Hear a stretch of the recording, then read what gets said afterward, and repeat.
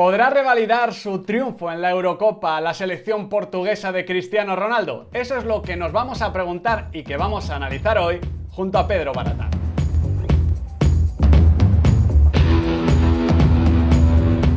Muy buenas chicos y chicas, ¿qué tal estamos? Bienvenidos de nuevo a Diario de un Periodista Deportivo.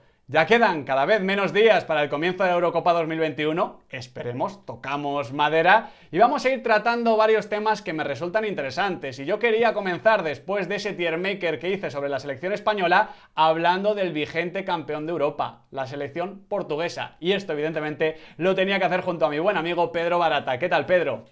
¿Qué tal, Miguel? Encantado de estar aquí, aún más para hablar de la selección portuguesa Vale. y aún más de cara, y yo creo que vas a compartir conmigo en esta opinión, a la Eurocopa más esperada, porque 4 años entre Eurocopa nos parecen muchos, 5 años pues nos parece una eternidad, así que hay muchísimas ganas de Eurocopa.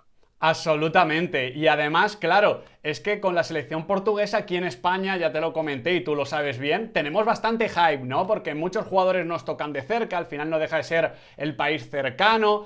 Y bueno, yo creo que es una selección que puede terminar siendo muy divertida, aunque con Fernando Santos sabemos que también las cosas normalmente van sobre raíles. Lo que sí que tenemos que comentar para empezar, Pedro, es que la aproximación a la Eurocopa es ideal. De hecho, el año pasado ya llegaba más o menos bien, pero creo que estos 12 meses extras incluso le han venido mejor a ciertos futbolistas. Al final, Portugal gana la Eurocopa 2016 en lo que parecía el final de una era, digamos, ese último coletazo de una generación notabilísima que rodeaba a un jugador histórico. Lo que no esperábamos es que 5 años más tarde la cosa pintase, porque pinta así, incluso mejor que cuando empezó aquella Eurocopa 2016 en la que Portugal no era una de las grandísimas favoritas.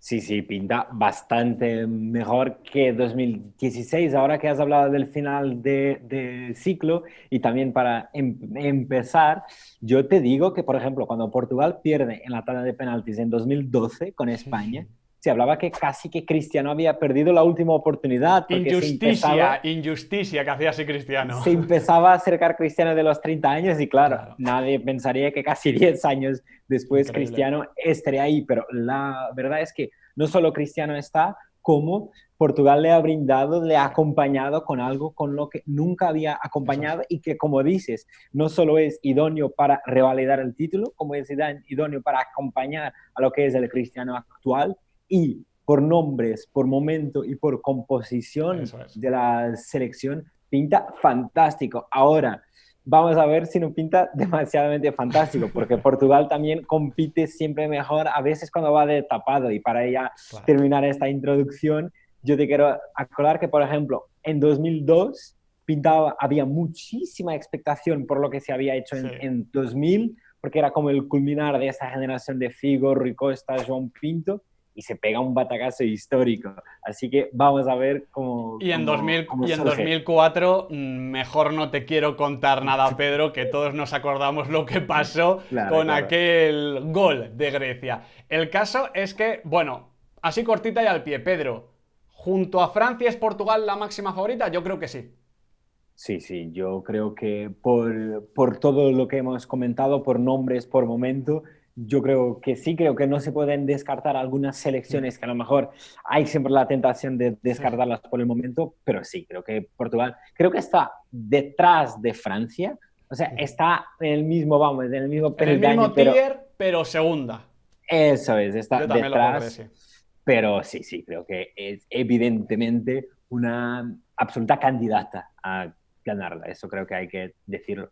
Ya comentabas, Pedro, un tema que a mí me parece muy importante, sobre todo en la configuración de una selección, que es, claro, los momentums, ¿no? La mezcla de grupos y generaciones. Claro, Portugal parece que ha sacado el manual y que lo tenía todo programado, porque ahora mismo tienes una gran mezcla de veteranos, con Cristiano, Pepe, Rui Patricio, esperemos que no haya sido nada, jóvenes súper talentosos de esa generación del 99, pero también otros futbolistas, o sea, está Joao Félix del 99, pero también está Rubén Díaz, que va a reforzar esa defensa, jugadores que dan profundidad también de plantilla a nivel de convocatoria, y luego jugadores en un gran momento en su carrera, que es un tipo de bloque que normalmente es lo que tiene que componer el grueso de la selección por lógica, pero que claro, en el caso de Portugal es que todo ha empezado a encajar. Bernardo Silva, Joao Cancelo, que siempre teníamos muchas expectativas depositadas en él, y no sé si ha ido a algún torneo grande, no me suena, pero...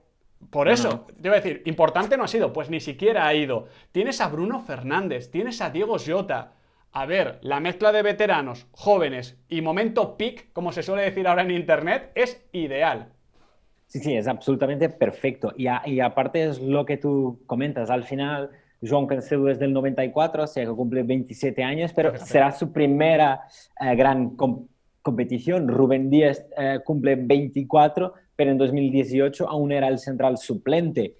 Bruno Fernández también va camino de los 27, pero en 2018 llegaba al Mundial tras su primera campaña en Sí. el Sporting. O sea, a un montón de jugadores que ahora les vemos como consolidados, que en realidad ahora sí llegan. Y a estos se suma una profundidad de plantilla, un banquillo que, por ejemplo, en 2018 parecía que no había, porque al final en Totalmente. 2018 un partido se te atascaba y tirabas de Gelson Martins, que al final era un jugador bastante más Sí, limitado, de rol. tirabas de un Quaresma, que obviamente en el Mundial aún hizo ese golazo de Trivela Sí. contra Irán, pero ya era un jugador pues más venido a menos, y ahora mismo Portugal está 0-0 contra Francia, y te puede poner un revulsivo como Pedro Neto, te puede poner un Renato Sánchez que está en un momento bastante mejor en su carrera, te puede poner al jugador que en Bundesliga marca más goles tras Lewandowski y Haaland, que son palabras Sí, sí, sí, mayores. sí. Así que ahí no solo en cuanto a alineación, sino en cuanto a opciones para cambiar el contexto, hay muchísimas opciones, no solo en cuanto a selección, sino también en cuanto a equipo, sino también en Exactamente. cuanto a banquillo, como miramos a un banquillo de un club y decimos que el City tiene muchas alternativas. Pues Portugal también las tiene ahora mismo. Absolutamente, y en todas las posiciones es que estoy viendo el 11 y mismamente que tus porteros suplentes sean Anthony López y Ruiz Silva, me parece una auténtica maravilla. Que tengas a Andrés Silva, como has comentado, para aportar cosas diferentes, más de lo mismo. Evidentemente tienes a Diego Jota, que yo entiendo que va a ser titular, pero que podría hacer un gran papel en cualquiera de las posiciones, pero también a ver si Gonzalo Guedes sube un poquito en este tramo final y lo puedes incorporar. Tienes a Rubén Neves, tienes a Renato Sánchez, como has dicho, a Sergio Oliveira, que lo está haciendo de maravilla en el Porto. Es que tienes a 23 futbolistas muy útiles que encima te permiten ser muy versátiles, porque claro, luego también tienes a Danilo Pereira, que sabemos que, hombre, no nos fascina, pero que siempre cumple su rol, y que a Fernando Santos le encaja muy bien. Y esta es la siguiente pregunta. Pedro, ¿cómo encaja todo esto con Fernando? Porque claro, creo que muchas veces hablamos cosas en la teoría y luego la práctica es diferente. Esto pasa lo mismo con Francia. Y Francia y Portugal son las vigentes campeonas del mundo y campeonas de Europa. Quiero decir, no se le puede poner ni un pero al trabajo de Deschamps y de Fernando Santos. Pero es verdad que son entrenadores bastante conservadores, bastante amarretes, digamos que no son muy tuiteros, no son demasiado dados a la exuberancia, al espectáculo. Creo que seguramente ni Portugal, ni en este caso Francia, vayan a jugar tan bonito como nos podemos imaginar si vemos el 11 o si vemos la convocatoria, pero que es cierto que a nivel competitivo estos entrenadores también refuerzan cosas que a lo mejor Francia y Portugal de otra manera no tendrían. Entonces, planteando esto, ¿tú cuál crees que puede ser, por ejemplo, el esquema, que ya dice mucho? No es lo mismo un 4-3-3 que un 4-4-2, sobre todo teniendo en cuenta cómo suelen ser los 4-4-2 de Fernando Santos. ¿Y cuál te parecería el centro del campo más titular a día de hoy? Que sabemos que quedan muchos meses todavía y que en fútbol todo va muy rápido. Claro, ese es un matiz muy, muy importante porque el momento de forma de los jugadores es muy importante. Claro, Mismamente, Diogo Jota en octubre, noviembre tenía que ser claro, titular, ahora viene esta lesión y habrá que ver ya cómo veremos. llega a la Eurocopa. João Félix también es una gran duda Eso es. porque va teniendo meses de que piensas, este chico en 2, 3 años es Balón de Oro, con meses que al final es Sí. suplente del Atlético de Madrid, pero yo creo que a día de hoy, utilizando esa expresión Que tan por cierto, periodística, me he olvidado del 4-2-3-1, que evidentemente lo metía dentro del 4-3-3 en el sentido de tres centrocampistas, vamos a entendernos. claro, yo creo que en la cabeza de Fernando Santos está claramente, y ya vamos al esquema, al sistema, está claramente un pivote, que puede ser Danilo o João Pelinha, o al jugador Sí. del Sporting, que viene Buena muy pinta. bien, Sí. y es un jugador, es lo que quiere Fernando Santos, o Sí, sea, sí. dos pivotes de casi 1,90, fuertes por arriba, que abarcan mucho campo. Luego, un jugador al lado, que en la Euro 2016 lo marcó la figura de Adrien Silva, ese Genial. jugador muy enfocado a la presión, Sí. con algo de llegada, pero un acompañante que yo creo que puede ser João Moutinho, puede ser Sergio Oliveira. Oliveira es un poquito ese rol, ¿no? Igual menos físico que Adrien Silva, pero con un puntito extra de calidad. Sí, sí, es más jugador que Adrien, pero no sé si en un Portugal-Croacia de Sí, octavas de Eurocopa te hace ese marcaje a Luka Modric. Eh, exactamente, exactamente. o sea, un pivote, un Danilo, un João Pelinha, un acompañante, un João Moutinho, Sergio Oliveira, y luego Bernardo, Bruno, Cristiano y o Jota o Félix. Ahora, yo creo que será esto. Ahora, habrá que ver cómo se reparten los Claro. espacios. Y el mismo Fernando Santos le está dando muchas Sí, vueltas ha probado varias. Eso es, porque está un poco la cosa de los cuatro fantásticos, Bernardo, Bruno, Félix, Cristiano, y para acoplar a esos cuatro ha hecho ya muchísimas cosas, o sea, ha hecho ya una especie de 4-4-2 como el de la Eurocopa, en el que en bandas tienes a Bernardo, Bruno Sí, y a Félix y Cristiano. ¿Cuál es el problema? Que apartas mucho a Bernardo claro. y Bruno del centro de lo que es el juego, y también ya ha probado algo más cercano a un 4-3-3 en que potencias a Bruno de, digamos, tercer centrocampista, Claro. pero escoras mucho tanto a Bernardo como a Félix. ¿Cuál es la solución? Diogo Jota. Al Sí, final, si pones a Diogo Jota, el 4-3-3 no te puedes dar al lujo de no apartar tanto a Bernardo, porque Jota te compensa tanto en profundidad como en amplitud. en amplitud. Sí, Y sí. si vas por el 4-4-2, te compensa todos esos movimientos porque te permite que Bernardo y Bruno en bandas Eso es. vengan hacia adentro. O sea, Jota, digamos que puede bajar el talento en cuanto a Félix, Sí. pero lo compensa todo. Sí, esto no es Más. FIFA, esto no es FIFA. Eso Jota es. tiene una media menor a Joao Félix, y eso que Jota es un maravilloso futbolista, pero a ver, es que Joao es otra cosa. Pero claro, igual, hablando de FIFA, la química a nivel táctico te sube, ¿no? Porque, claro, Portugal en ese Eurocopa 2016, y lo hemos visto muchas veces con Fernando Santos, es un 4-4-2, donde normalmente uno de los de fuera es un extremo, pero el otro es un centrocampista, un jugador muy trabajador, un Joao Mario, un Renato Sánchez, etc. Esa figura de jugador mixto, sacrificado, de soldado, lo podría hacer Jota, porque, quiero decir, no como centrocampista, pero sí como atacante, a otra altura, con otras cualidades, pero esa responsabilidad táctica le puede venir muy bien. Claro, aquí también tengo que sumar lo que te ofrece ahora Joao Cancelo, Pedro, porque claro, yo no veo a Fernando Santos metiéndote a Joao Cancelo para rodear a Danilo Pereira y ser ese centrocampista mixto. No lo va a hacer. Pero ahora mismo Joao Cancelo es un jugador muy importante y que tienes que aprovechar. O sea, a Joao Cancelo siempre se le va a abrir la puerta de, oye, liberar ese costado, juegue en izquierda o juegue en derecha, y siempre te va a ser importante. Pero si encima haces que un Bernardo o que un Bruno estén cerquita para entenderse, Joao Cancelo puede ser un motor como mismamente fue Rafael Guerreiro hace 5 años. Exactamente. Yo creo que Fernando Santos, que tendrá muchos defectos, pero es muy listo, Sí, creo que potenciará al máximo las dinámicas de los tres del City, de claro. Rubén Díaz, Bernardo y Algo mal. Joao Cancelo. ¿Quiere decir esto que hará con que Rubén Díaz saque el balón siempre o que Bernardo sea un segundo centrocampista No. falso 9? No, por supuesto que no. Los acoplará a lo que él quiere.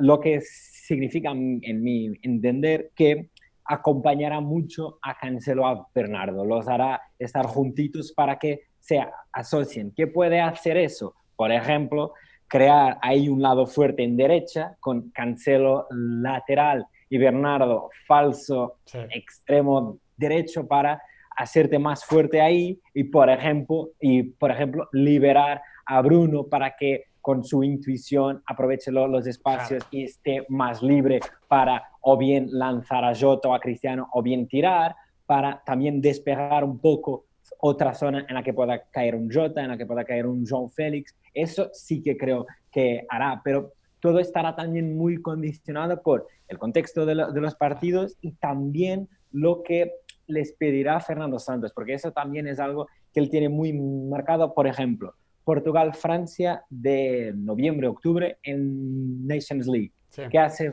Fernando Santos? Un 4-3-3 muy rígido en el que João Félix a veces era casi el segundo lateral con Rafael Guerrero. O sea, al final, en el día de la verdad, y eso lo tenemos que entender, es que una cosa es cómo podría jugar Portugal o cómo nos gustaría que jugara Portugal, y otra es cómo jugará con Fernando Santos. Y con Fernando Santos, en el día de la verdad, si él tiene que hacer que João Félix persiga su lateral, lo hará.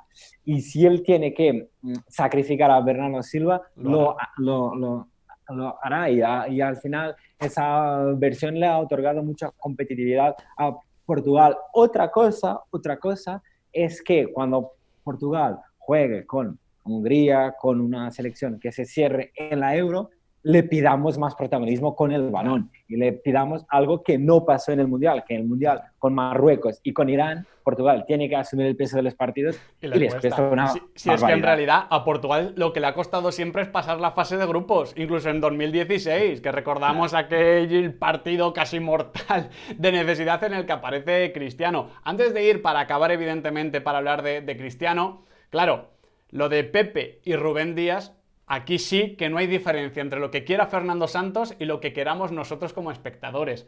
Es una pareja de la que vamos a disfrutar porque no puede ser más portuguesa, fíjate que Pepe es brasileño, pero no puede ser más portuguesa y no puede encajar mejor o simbolizar mejor ese intercambio generacional, ¿no? O sea, Rubén Díaz está siendo para mí probablemente el central de la temporada en el fútbol europeo, al peso, por nivel, y Pepe, bueno, es que aunque no hubiésemos visto el partido contra la Juve, sabíamos lo que puede hacer.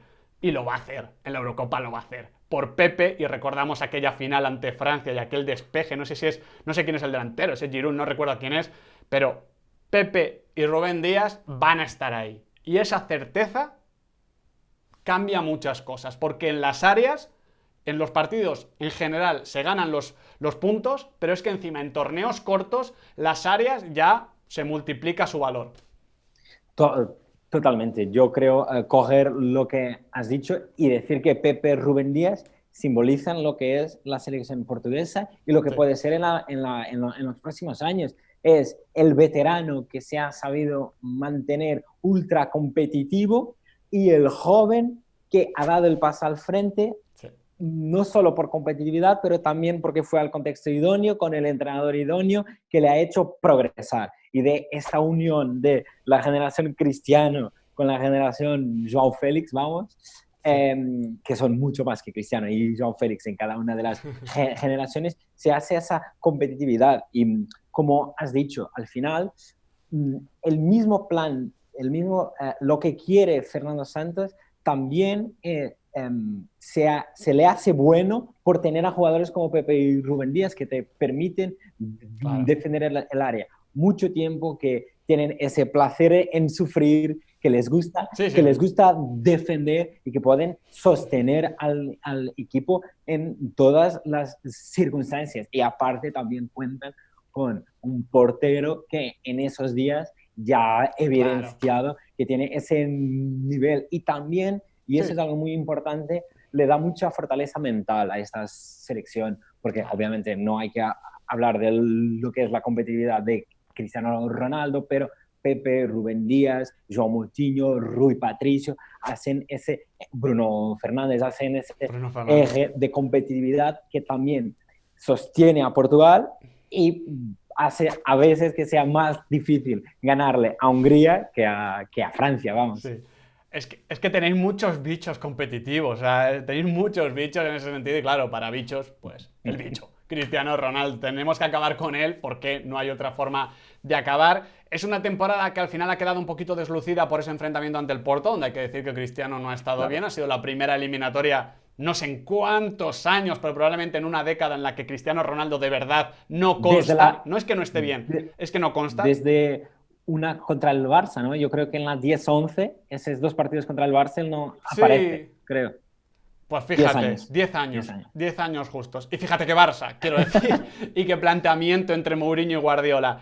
Que recuerda a Cristiano todo el rato en el partido, vamos hacia adelante, y Mou no quería eso porque si no le pillaba el otro, le pillaba Leo. ¿Cómo ves a Cristiano para esta, no sé si última Eurocopa? Con Cristiano nunca hay que decir The Last Dance, pero desde luego para una oportunidad de lujo, para engordar su palmarés, su leyenda. Es que en la Eurocopa de 2016, más allá de que fue muy importante y decisivo, de que sin él Portugal no llega a la final, incluso tras la lesión, crea relato, crea misticismo, con esas instrucciones, con esa forma de vivir. O sea, creo que Cristiano ya solo puede ganar en el fútbol, ya solo puede sumar, y creo que tiene una oportunidad muy bonita encima para ayudar a que el resto sume, porque claro, si Portugal gana una segunda Eurocopa, vamos a decir, es que Portugal afronta un futuro incluso sin Cristiano Ronaldo con jugadores que ya han ganado, incluso un par de veces, con mucho futuro y que sabes que siempre van a estar ahí en cuartos de final y a partir de ahí ya veremos. Sí, yo creo que de Cristiano de cara a la Eurocopa hay que decir muchas cosas y una la has tocado que es, yo estoy absolutamente convencido y un poco hilando con lo que ha dicho tras la derrota de la Juve ante el Porto, yo estoy convencido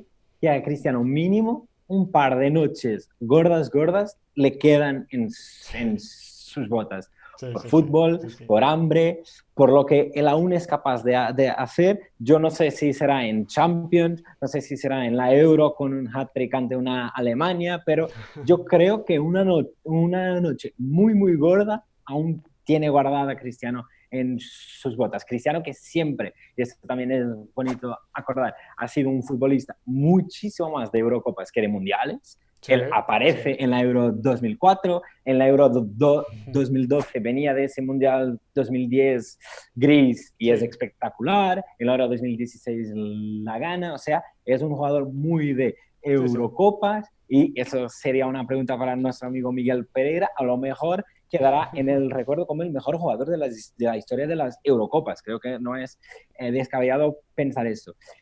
Con lo que le ha dado Portugal a Cristiano es también algo muy bonito y parece que ha sido pensado, ¿no? Porque en 2012, por ejemplo, Portugal le podría ofrecer muchas menos cosas a un Cristiano Muchas que menos. podía hacer muchas más cosas. Ese partido ante Holanda en que él puede meter 5, 6 goles, hace un doblete, 2 balones en los palos. Y ahora Cristiano puede hacer muchas menos cosas, pero Portugal le da muchas más cosas. Al final, el Cristiano a día de hoy que puede vivir más en el área, que puede ser, es mucho más que un rematador, pero que marca las diferencias. Claro. Siendo un rematador, a ese Cristiano le das gente que le puede hacer vivir siendo un rematador. Le das Cancelo, le das Rafael Guerrero, le das Bernardo, le das Jota, Todo. le das Félix, les das gente que hace que él pueda ser decisivo en el área. Y al final eso es muy importante y es un poco la transición del Portugal que